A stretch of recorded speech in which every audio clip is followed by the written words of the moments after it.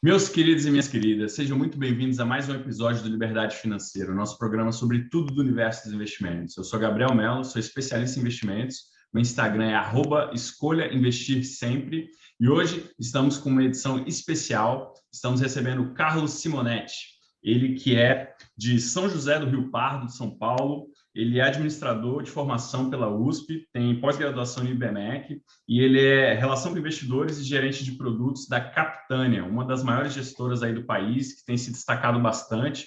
A gente vai bater um papo sobre oportunidades, vamos falar um pouquinho sobre a história da gestora. E antes de começar, Carlos, já queria te passar a bola e te perguntando, quem que é esse Carlos Simonetti? Seja bem-vindo. Obrigado, Gabriel. Obrigado pelo espaço aí em poder fazer esse programa. Bom, eu sou do interior, como você falou, mantenho os costumes aqui do interior de São Paulo. Ainda todo mês eu vou pelo menos um final de semana lá para a minha São José do Rio Pardo, que é uma cidade de 50 mil habitantes. Mas eu vim com 16 para 17 anos para São Paulo fazer cursinho e fiquei. Então, já vivi muito mais tempo aqui em São Paulo do que no interior, mas eu gosto de mesclar e ter as oportunidades aqui da cidade grande e voltar para minha terrinha lá para descontrair e passar o final de semana. Fiz, como você falou, faculdade de administração na USP aqui em São Paulo, me formei com 22 anos, comecei a trabalhar no mercado financeiro lá atrás no ING, que era um banco holandês, teve presença aqui no Brasil até recentemente, passei por vários bancos, Deutsche Bank, RBS, que é Royal Bank of Scotland, pelo Bradesco BBI também, e estou na Capitânia desde 2012. Então, já daqui a pouco, em abril do ano que vem, faz 10 anos de Capitânia. Então, é um pouco isso. Eu tive uma carreira no mercado financeiro de banco de investimento, e agora, há 10 anos, eu estou aqui na Capitânia, uma gestora especialista em crédito imobiliário, em gerir fundos dedicados a preenchimento com ativos de crédito e do segmento imobiliário. Muito legal, Carlos. A gente tem visto notícias bem positivas sobre a Capitânia, né, no noticiário. A Capitânia tendo um destaque muito grande. Queria até já aproveitar, indo direto ao ponto, te perguntar um pouco dessa parceria com a XP. Parece que a XP aprofundou a parceria com vocês, já somos parceiros há bastante tempo, mas agora parece que evoluímos um degrau além, né? E fico muito feliz com isso, admiro bastante o trabalho de vocês. Se você puder comentar como é que foi esse deal com a XP, do que for possível, né, comentar, Claro. é uma coisa que o mercado ficou bem positivamente surpreendido. Claro. A nossa parceria, a XP distribui os nossos fundos desde o final de 2011, então é uma parceria que está completando 10 anos, é o distribuidor mais relevante aqui para a Capitânia já há um bom tempo, apesar da gente ter uma base de investidores bem diverso, com 26 fundos de pensão, seguradora, gestores de patrimônio, as plataformas ganharam muito espaço, a XP é de longe o maior. Então, a parceria de longa data, muito ganha-ganha, e em meados do ano passado, na verdade, ali para setembro, outubro, começou as conversas em relação a dar um próximo passo, a XP adquirir uma participação minoritária na Capitânia. E por que minoritária? A XP, eu acho que é interesse dela, e eu julgo que faz todo sentido, ela não quer causar um evento de liquidez na gestora, ela não quer desalinhar os incentivos. Então, ela realmente negociou e adquiriu uma parcela minoritária, ao redor aí de 20%, e para manter todos os executivos aqui, todos os sócios motivados, com a faca no dente, para continuar entregando, indo atrás dos melhores ativos. E o que a XP traz com essa participação minoritária é muita inteligência. A XP hoje tem lá parceria, acho que com 180 gestores, sabe tudo o que está acontecendo no mercado, é enorme, tem várias áreas, então facilita a nossa entrada nas diferentes áreas da XP, tanto para captação, tanto para acesso ativo também, que eles são bons estruturadores, né? mas manteve a nossa independência e autonomia, que é muito importante, e os sócios aqui com uma parcela relevante, travados por um período aí de mais 4, 5 anos, para a gente evoluir junto e não dar... A gente brinca, né? Esse evento de liquidez, se compra uma parcela muito grande, poderia eventualmente desmotivar algumas pessoas que vão colocar um dinheiro no bolso a mais aí e tal. Isso é tudo que eles não queriam e que a gente também não queria. Então, casou super bem essa participação minoritária, deixando a gente com independência e autonomia. A XP faz uma reunião mensal aqui com a gente, um acompanhamento próximo, mas não participa dos comitês. Então, quando eu falo independência e autonomia, é real mesmo. Uma parceria muito, muito saudável. Legal, cara. Do lado de cá, né, como assessor, é muito bacana a gente ver isso acontecer, né? Porque a gente sempre quer saber como é que tá. Vocês são uma das gestoras que a gente trabalha com muita força, né, no nosso portfólio, nas nossas carteiras recomendadas. Então, é muito legal entender como é que está a relação, né, entre vocês e a XP. Isso para a gente é super positivo, só traz coisas boas. Deixa eu te perguntar, você falou, né, o foco de vocês são fundos imobiliários. Poxa, a gente vem tendo muitos questionamentos de investidores sobre esse momento difícil, né, dos fundos imobiliários, principalmente em relação à alta da Selic, né, esse desafio, vários fundos têm o yield esperado abaixo da Selic, ainda tem o risco de capital, então fica uma situação bem difícil para você defender novos aportes. Como é que vocês estão navegando nesse cenário? O que vocês enxergam em relação a esses riscos? Claro. Nós somos focados em crédito, né? Temos fundos de crédito e fundo imobiliário.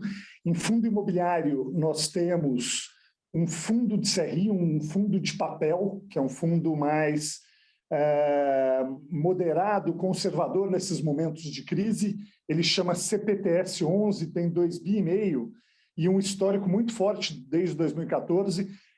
O segmento de fundo de papel, o CPTS, ele, entre os vários segmentos de fundos imobiliários, ele é um dos que menos sofreu, está com um dividendo aí bem competitivo, mas principalmente os fundos de papel, os fundos de tijolo, realmente sofreram bastante, desde a conversa da eventual taxação com o primeiro texto da reforma tributária, que rapidamente foi desmentido e foi retirado do texto, e depois com a alta bem mais pronunciada que a grande maioria dos players imaginava da Selic, né, para segurar a inflação. Está um momento difícil. Fundo imobiliário é o único instrumento financeiro onde 72% do estoque de todo o papel que existe é detido diretamente por pessoa física.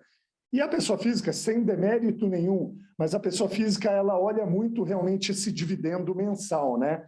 E aí, com a Selic subindo, muita gente acha que o incentivo para ficar em fundo imobiliário já não é tão grande. Mas tem outros ângulos para olhar fundo imobiliário. Então, uma coisa, fundo imobiliário é um híbrido. Você tem o componente de dividendo, de renda, mas você tem um ativo real lá atrás. Então, hoje, você olha aqui na região da Faria Lima, aqui em São Paulo, não sei quem conhece, mas é onde estão os fundos de laje comercial. Laje comercial nada mais é que escritório, tá? Esses fundos de escritório, você tem alguns fundos negociando a R$12 mil o metro quadrado. Vamos esquecer a renda por um momento.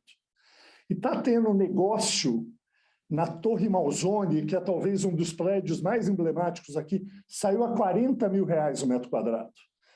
Tem um outro negócio que saiu aqui de condomínio logístico perto de São Paulo, que saiu também a uma fábula, e os fundos de logística estão bem mais descontados. Então, eu acho assim, quem já sofreu com fundo imobiliário até aqui, a minha recomendação é, pelo menos, tenha um pouco mais de paciência. A gente tem um ano eleitoral pela frente, não dá para tentar cravar muita coisa, mas os preços já estão bastante descontados. Eu sei que é difícil, mas a minha recomendação é, pelo menos, segurem. E para quem tem um perfil um pouco mais arrojado, olhando o médio e longo prazo, tem muita coisa boa. Você falou, a Selic agora está 7,25, o dividend yield do IFIX, que é O índice de fundos imobiliários, como é o Ibovespa para a Bolsa, né? O IFIX, hoje, o dividend yield dele está ao redor de 9,5 real. Então, você compara, aí eu estou sendo mais técnico, com uma NTNB, que é um título do governo que paga inflação mais uma taxa, ele está com um retorno adicional de 4 pontos. É bem interessante. Em relação à Selic, ao CDI, se realmente a gente tiver altas consecutivas que vai levar lá a 11%, eventualmente, ou 10% e tal, pode ser que o dividend yield dos fundos imobiliários fique um pouco abaixo. Mas os imóveis por trás, que é um ativo real, estão muito baratos e tem expectativa de melhora a nível dos ativos dos fundos imobiliários também. Então, é uma longa resposta que eu acabei falando de várias coisas, mas, de forma geral, a gente, para o médio e longo prazo, está muito construtivo para fundo imobiliário nos preços atuais. Eu sei que a experiência recente não tem sido boa, mas agora já está num nível muito descontado. É verdade. Isso, até internamente aqui a gente conversa bastante, que é um pouco como a bolsa, né? Está um pouco distorcido no momento atual e a distorção vem muito mais de uma forma de fora para dentro, né? Não é um problema interno do mercado, não é um problema, né, da dinâmica econômica, é muito mais um problema de narrativa política que gera incerteza, aí às vezes o mercado dá uma panicada, né? Agora, deixa eu te pedir voltar um pouquinho sobre a Capitânia, cara. Você pode trazer uns big numbers aí? Como é que está hoje a Capitânia? Claro. Primeiro, Capitânia completou em junho 18 anos de estrada, então é uma das gestoras independentes dedicadas a crédito imobiliário mais longevas aí, com certeza. Se a gente não é a primeira, é a segunda, com esse foco e dedicação, tá? Tem outras de multimercado, de ações que são mais antigas, mas com esse foco e dedicação é uma das mais antigas.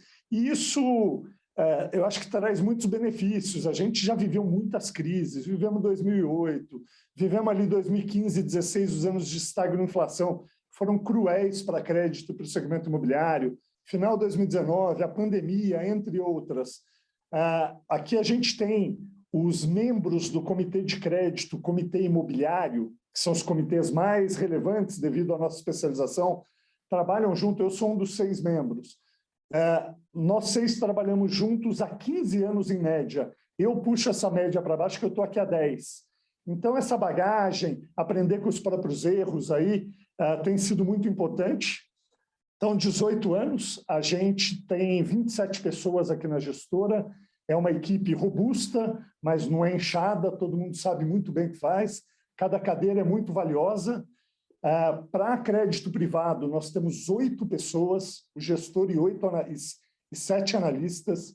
Para imobiliário, a gente tem 6 pessoas, o gestor e 5 analistas. São equipes robustas fazendo isso. A gente tem mais de 200 mil cotistas.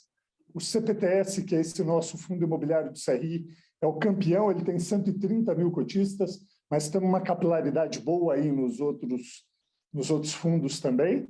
Estamos com 16,5 bi sobre gestão, então a gente tem hoje uma escala importante. Na hora que eu vou acessar uma transação, comprar uma transação, a gente chega a fazer cheque de 150, 200 milhões, que nos torna relevante e importante para todo mundo. Então, a escala tem nos feito bastante bem. E a gente tem uma grade de produtos aí super ampla. Na XP, a gente tem 8 fundos na plataforma, na verdade 9, 5 nos fundos tradicionais e 4 fundos de previdência e 3 fundos listados em bolsa. Então, para a pessoa física, queira ou não, a gente tem aí 9 mais 3, 12 fundos aí passíveis com diferentes risco, retorno, carência, que podem ser investidos. Maravilha, bom que você comentou. Eu até queria tocar nessa questão da previdência, né? Eu sou head de previdência aqui da Nipur, né? E a gente ficou um pouco confuso com o fechamento do final de mês do Capitânia Advisory, né? Um dos de prévio, porque ele chegou a marcar negativo ali, aí no último dia, pô, marcou positivo. E aí alguns colegas me questionaram, né? Pediram para explicar. A gente até chegou a conversar, né? E assim, Eu entendi, só que eu não compreendi no detalhe. Se você pudesse só dar uma palhinha, o que houve ali? Foi uma questão de conversão ali de derivativos, né? Conversão de taxas, se você puder dar uma pincelada para a gente. Claro. Primeiro, dizer o que não foi. Não houve qualquer evento de crédito, nenhum papel está sob estresse. Tem alguns papéis que têm marcação a mercado, né? O mercado fica mais nervoso, o preço cai um pouco. Em crédito, isso é mais suave, mas tem. Agora, não teve qualquer evento de crédito. Foram dois motivos que causaram ali, mais ou menos no meio do mês, algumas cotas diárias negativas. Eu não sei se chegou a ficar acumulado no mês negativo. Ele fechou, se não me engano, 60% do CDI, vindo de um período muito forte. Então, nada traumático, nada demais. Mas foram dois motivos. O fundo carrega uma pequena parcela aí de 5%, 6% de fundo imobiliário. E fundo imobiliário, ele negocia real time na bolsa, você tem marcação e a cota flutua de acordo com a precificação desses 5%, 6% de fundo imobiliário. E o mês passado o IFIX caiu aí ao redor de 1,5%. Então, ele contribuiu negativamente. O segundo aspecto é um pouquinho mais técnico, mas eu vou tentar simplificar. Tem um monte de gente aqui que faz outras coisas, não tem que saber o que eu vou falar aqui agora, mas a gente tem uma parcela de uns 23% dos ativos do fundo em inflação, em ativos que rendem IPCA, que é um índice de inflação, mais uma taxa. Esses ativos, eles flutuam com a NTN-B, que é um título do governo que também paga IPCA mais uma taxa. E no mês passado teve uma volatilidade enorme, esses títulos caíram muito. Só que para mitigar esse risco, para diminuir esse risco, a gente usa um instrumento financeiro que tem na B3, chama DAP, para converter o fluxo de IPCA para CDI. E aí eu diminuo o risco nessa parcela que é arriscada, é mais arriscada porque ela flutua de acordo com as NTNBs. Quando tem uma movimentação muito drástica da curva de juros do governo, não tem nada a ver com o ativo de crédito. Esse DAP, esse instrumento financeiro, ele descasa e ele acaba nos deixando ali um pouco expostos. Ou seja, esse hedge, essa proteção, ela não é 100% perfeita. Uma parte volta depois, uma parte fica descasado e a gente não fica 100% seguro. Isso acontece com a gente e qualquer outro gestor que usa esse instrumento financeiro para arrediar para essa inflação. Então, foi um pouco disso. No último mês, no último dia do mês, o mercado deu uma melhorada, o DI, né, a NTN-B, fechou lá uns 20, 25 basis points, é 0,20, 0,25, e a gente recuperou um pouco e fechou a 60% do CDI. Então, é um mês um pouco mais fraco, mas não quero vender ilusão aqui. Para um fundo que entregou vários meses de retorno acima de 200% do CDI, é que a gente está correndo um pouquinho de risco em algumas coisas. Num mês como o mês passado, a gente pode ficar um pouco aí abaixo do CDI. Mas o fundo está muito bem alocado, olhando para frente, ele está com um carrego, né, com uma expectativa de retorno bem competitiva. Não, com certeza. Isso a gente não tem dúvida. A gente com certeza tem bastante confiança no portfólio. E, pô, que legal. Eu acho que foi importante, né? A tua explicação. Eu sei que tem uma questão técnica, mas é bem bacana para a gente também para poder passar isso para os investidores, enfim, né? Tirar essas dúvidas. E, claro, nenhum hedge é perfeito, né? Todo hedge sempre tem um pedacinho ali que vai flutuar. Então, isso é natural. Cara, queria trocar um pouquinho de assunto, falar um pouquinho de economia, né, de mercado. A gente está vendo que dia a dia o foco está subindo a expectativa da Selic e também subindo a expectativa de inflação para o ano que vem.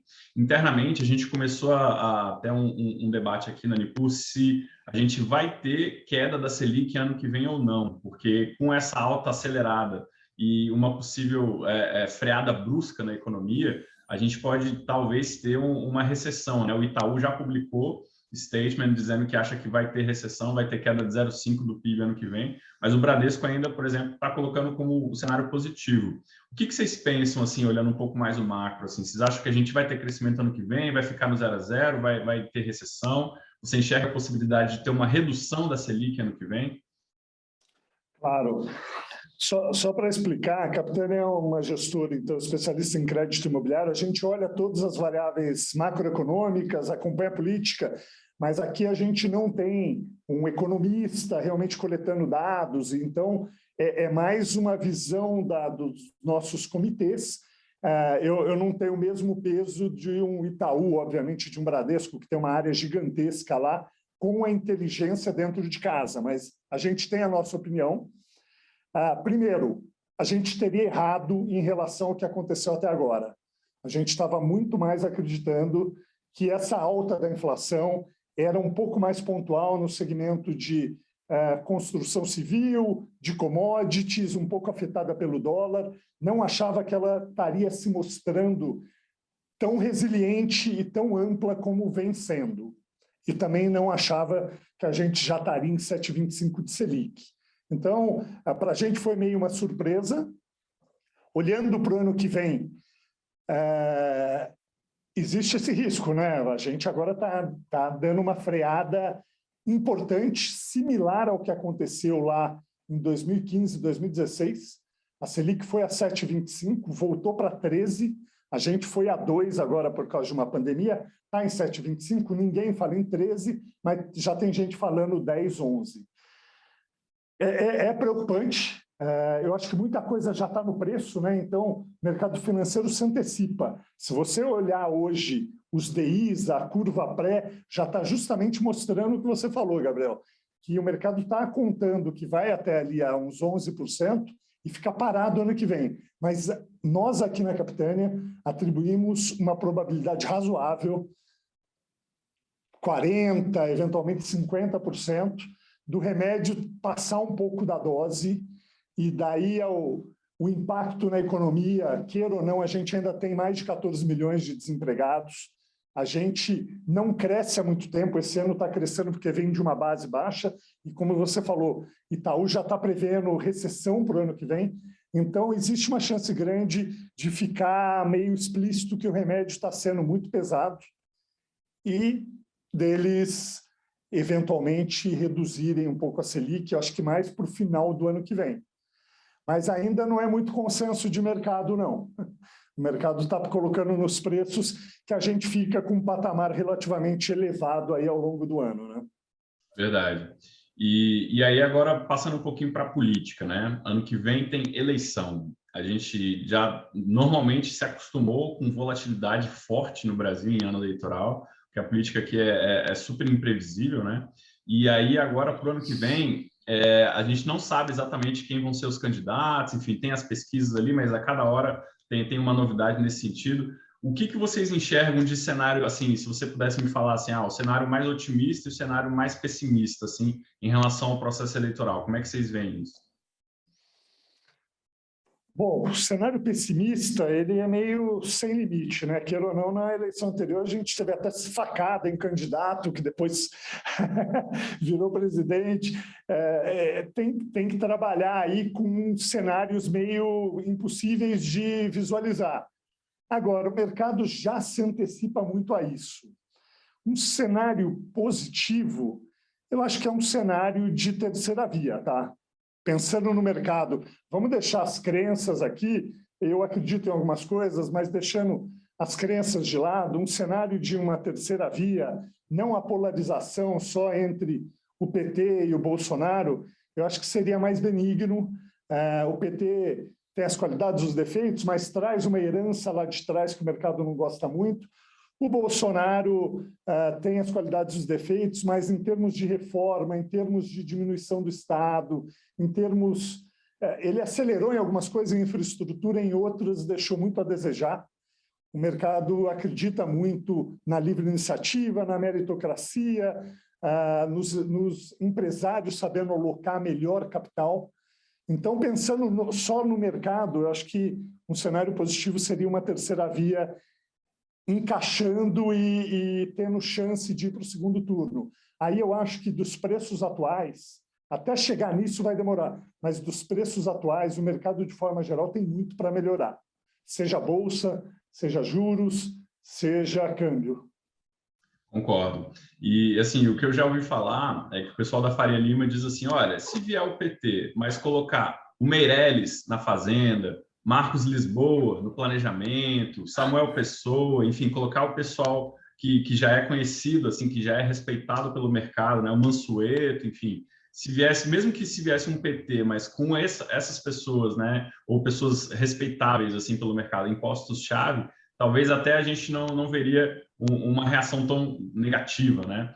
E de um outro lado, concordo contigo também, que se vier uma terceira via, nossa, a Bolsa vai reagir forte, né?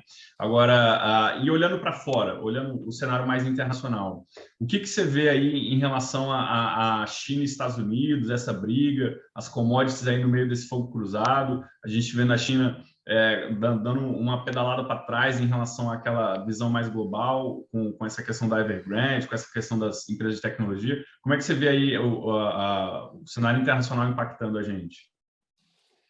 É super importante, né? Esses eventos na China, a gente tenta acompanhar, mas tem que ter um pouco de humildade, saber que a gente não conhece tão bem a cultura, a dinâmica do Partido Comunista lá na China, então a gente é meio reativo, mas essas mudanças recentes aí são impactantes.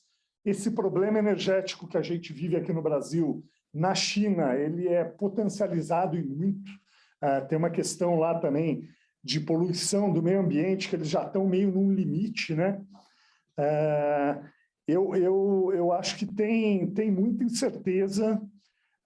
Por outro lado, eu acho que tanto China quanto Estados Unidos, o pragmatismo também prevalece. Eles dão uma esticada de corda e depois voltam.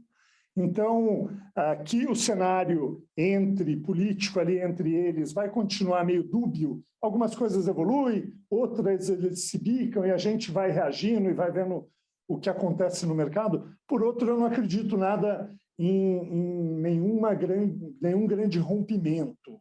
Então, acho que a gente vai ter que conviver nesse cenário um pouco mais instável, mas sem qualquer rompimento. Estados Unidos é o oposto, né? Você olha hoje o S&P, no ano ele está subindo mais de 20%. A economia é muito dinâmica, as empresas são muito dinâmicas, muito lucrativas, mas do lado fiscal eles vieram aí acelerando, injetando dinheiro na economia, que em algum momento isso vai começar a diminuir, pode ser no curto prazo e pode ser gradual.